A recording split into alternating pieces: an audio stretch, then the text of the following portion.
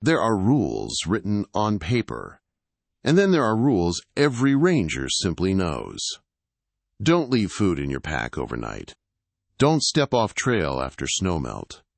Don't trust the quiet before a storm. But some rules never appear in training manuals. Rules that aren't printed, mentioned, or formally acknowledged. Rules the rangers whisper to each other only once, usually over coffee after midnight with the door closed. One of those rules is simple, absolute, and always spoken in the same low tone. If Channel 19 activates at night, do not respond. Rangers don't debate this rule. They don't question it. They don't even pretend to understand it fully.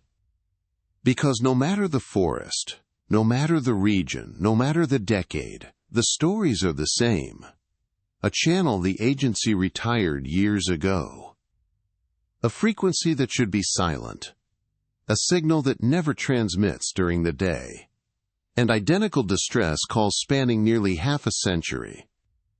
Tonight we follow the return of Channel 19 through 3 unrelated ranger accounts, 1 archived memo, and the deepening suspicion that the channel was never decommissioned at all. Not for safety, not for efficiency, but because something else uses it now.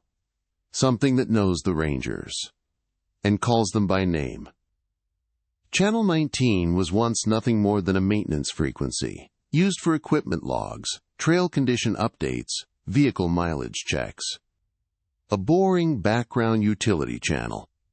In 2011, the agency announced its official retirement. The rollout was quiet. No press release. No public explanation. Just an internal memo. Due to redundancy across channels 12, 17, and 22, Channel 19 will be removed from service. Rangers disabled it. Removed it from scan lists. Updated their radios. Moved on. For the first few weeks, no one noticed anything unusual. Then, one night in late autumn, it came back. Not everywhere. Not at once. But one ranger heard it. Then another. Then another. And by the end of the season, Channel 19 had developed a reputation. It only speaks after sunset. Dispatch denies it. Supervisors deflect. The official line is the same everywhere. Channel 19 is decommissioned. No signal exists on that frequency. But private ranger journals tell a different story. Identical distress calls. Identical coordinates. Identical voices. Sometimes separated by decades. Sometimes separated by entire states. And always beginning the same way. Any unit, please respond. Tonight's documentary follows 3 rangers who heard that voice, and one who made the mistake of answering it. The first story comes from Ranger Thomas Hale, who worked the Northern District from 1992 until his retirement in 2020. Hale wasn't the kind of man who believed in folklore. He didn't entertain ghost stories. He was known for shutting down rumors with a single look, and for trusting the equipment more than his own intuition. But on July 17, 1994, during a routine night patrol, Channel 19 activated by itself. This wasn't unusual for the era. The channel hadn't been retired yet, but Hale wasn't tuned to it. He wasn't scanning it. His radio wasn't even configured to pick it up. Yet the screen lit with one line. 19 active. And faint static bled through. He recorded the entire encounter later that night in his incident log. The transcription plays over archival footage of the forest. Signal grew stronger. Interference pattern consistent. At 23:48, voice cut through static. The recording didn't survive. Hale destroyed it years later. But he wrote what he heard. Male voice, calm. Phrase, any unit, please respond. Hale didn't answer. He simply noted the transmission.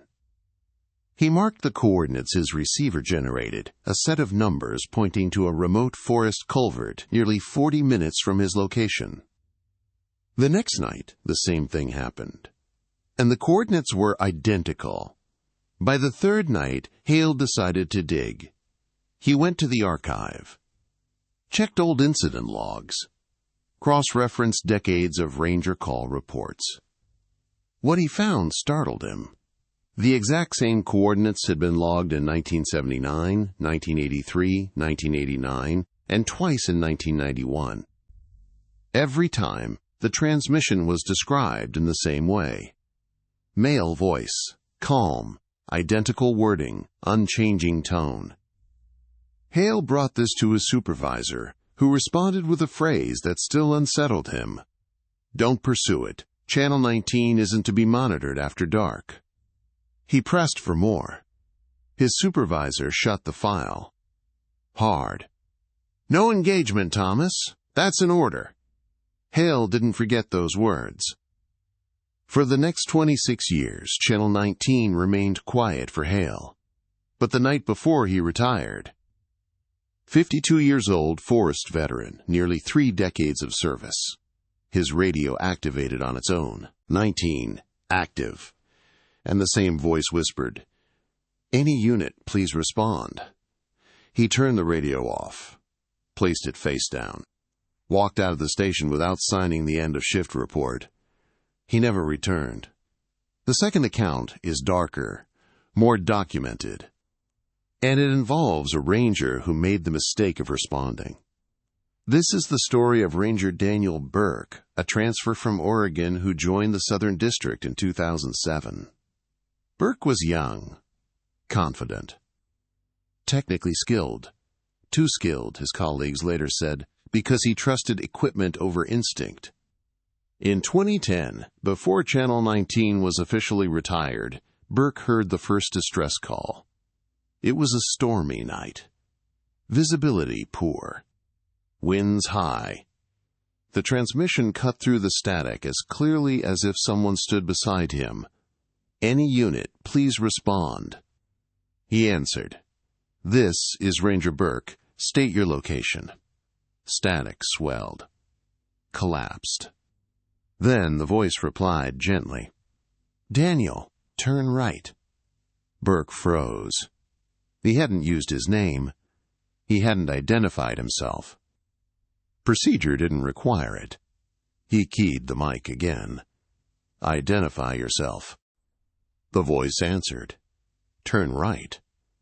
Burke's headlights illuminated a narrow service road branching from the main route. A road he'd never used. One that wasn't on his map. He slowed his vehicle. "Are you injured?" he asked. The voice responded, "Just turn right, Daniel." Burke reached for the radio knob. His hand hovered. Then he turned, not right, but left, toward a known fire turnout so he could report the anomaly. As he pulled off the main road, the voice on Channel 19 changed. It grew sharper, lower, more urgent. "You are going the wrong way." The hair on Burke's arms rose. He shut the radio off entirely. Power switch down, battery indicator dead. Yet the voice whispered again, "Daniel, why didn't you listen?" This was the point Burke panicked. He drove straight back to the station, filed an incident report, went home and wrote a personal version, more detailed, in a private notebook. 2 days later, his supervisor called him in and slid a printed memo across the table. A memo dated August 4th, 1988. Nearly 22 years earlier. The memo reads, "Under no circumstances shall field personnel respond to transmissions received on retired Channel 19 after sunset. Engagement risks escalation. Staff are instructed to disregard all distress calls originating from this frequency." Burke stared at the page. "Escalation of what?" he asked. His supervisor closed the folder. "Don't respond again," she said softly. Burke never did. but Channel 19 responded to him. A week after the incident, during broad daylight, his radio emitted one soft click, the same pattern described by rangers decades earlier. He removed the battery, locked the radio in his truck, and refused to use it for the rest of the season. He transferred out in spring. Left ranger service entirely 2 years later. He still won't talk about the voice. Our final story is the most thoroughly documented, not by rangers but by sheer repetition. It begins with a woman named Ranger Leah Donnelly who joined the Central District in 1996. Leah had no paranormal experiences. No unusual radio anomalies. Nothing unusual at all. Until 2005, when she was called to assist in the search for a missing hunter. The hunter's last known coordinates matched a location deep in the woods, an area with steep ravines, heavy underbrush, and poor signal integrity. At 22:14 that night, Leah heard a soft, static pulse on her radio. Then, "Any unit, please respond." She ignored it. She knew the stories. Everyone did. Channel 19 wasn't to be touched. But then the transmission repeated. Same tone, same cadence, same breath pattern. Then again. Then again. Leah marked the timestamp. 22:14. 2 minutes later it played again.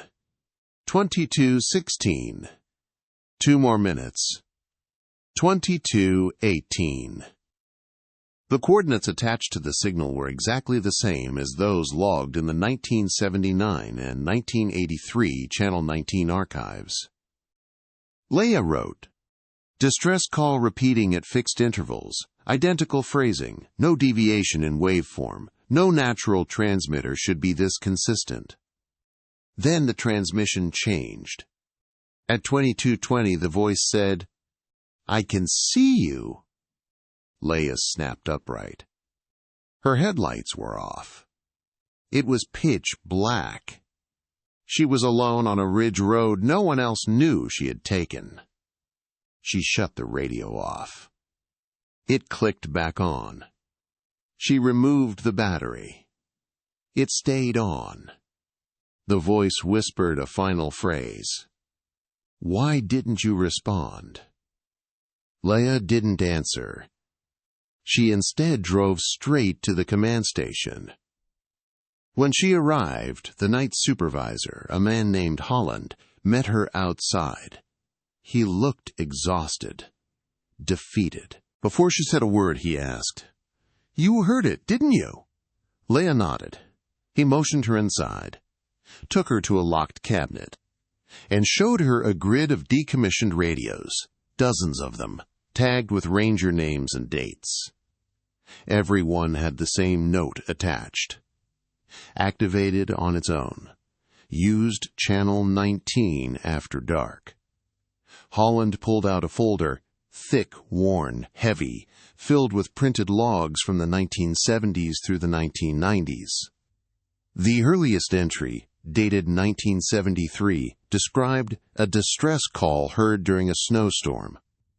The latest, dated just a month before Leah's encounter, described the same call. Same voice. Same words.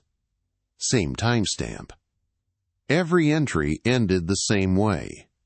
Do not acknowledge. Do not respond. As Holland closed the drawer, Leah asked him, "Has anyone ever responded?" He hesitated, then whispered, "Yes." Leah pressed him. "Who?" Holland shook his head slowly. "Who? We don't talk about them." He walked away.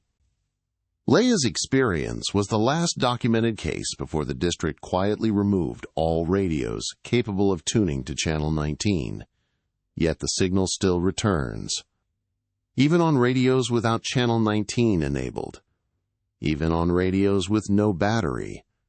Even on radios in storage, but only after sunset. The final memo. This is the memo, the original one, the one supervisors have referenced but never shared. It's dated October 2nd, 1988. It contains 5 sentences.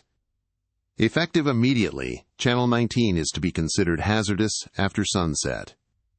Field personnel are prohibited from transmitting on this frequency under any circumstances. Do not acknowledge incoming communications. Do not attempt to trace the signal source. Response has been shown to encourage further activity. Encourage what activity? The agency never clarified. Channel 19 was never retired for redundancy. It was retired because the signal behaves intelligently, because it learns voices, because it remembers names, because it knows where rangers are even when no one else does, and because responding, even once, makes it stronger. That's the unofficial belief among rangers. That's the reason for the unwritten rule. And that's why the signal keeps returning. Any unit, please respond. We know you can hear us. Channel 19 was decommissioned. The signal wasn't. Please respond.